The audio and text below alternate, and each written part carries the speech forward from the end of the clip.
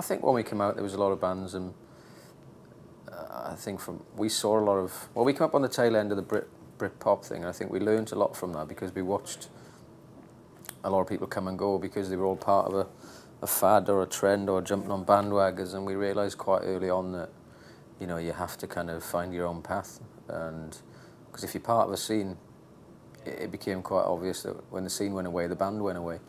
So, I mean, we've always sounded like Stereophonics. I mean, we've always gone down that line, which is our own thing, and love or hate the band, or whether we're in fashion or out of fashion. I mean, we've remained true to what we do, and I think delivering a record every couple of years and having quite a few big hitters on each album has kept us in the game for 10 years, and touring, and I guess building up that true following at the beginning by playing all the clubs and, you know, all those kind of sweaty pit venues has give us a true kind of fan base, really.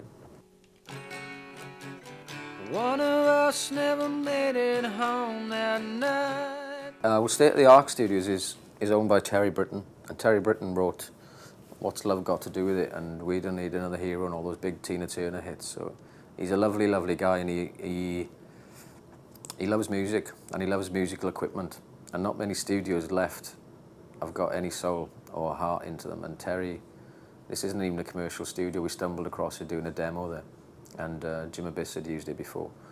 And he's got this old kind of 60s EMI desk, which the Stones and people like that used, and he found down some shed in France full of chicken shit and cleaned it all up, and he just buys all these guitars from Arizona. So when you walk in there, it just feels inspiring. I mean, in the toilet, there's telegrams from Quincy Jones, and so it just feels musical. Whether you're into that type of music is irrelevant. It's just he cares, and so it's a nice place to make records. It's almost like a mini Sun Studios in a way.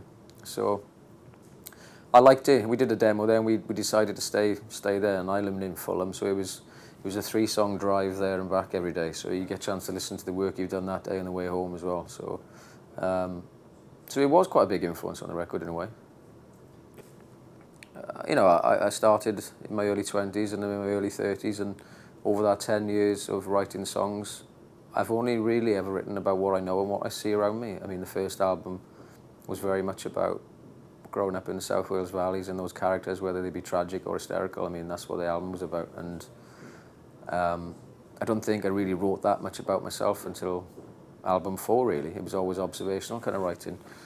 And I guess this album's a mixed bag. I mean, Innocent is kind of going back to the memories of growing up in the South Wales valleys and Beer Bottle.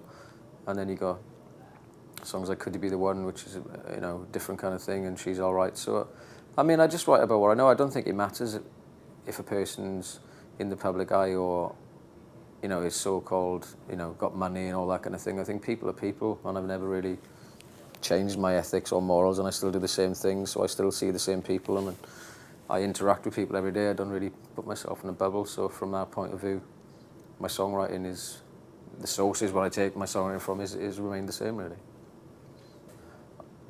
I'm not in the working class bracket as in sense of income, because obviously the band's been doing this for 10, 11 years and we've done all right. I mean, but I've still got my place in Wales. I go back there. All my brothers are still there.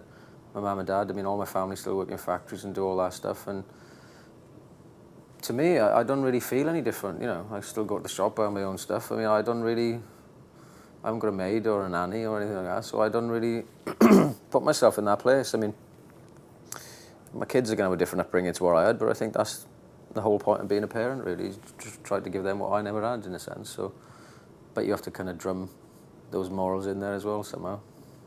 Do you think is that difficult? Is that something that you think you'll struggle with? No, I don't think I'll struggle with it at all. I think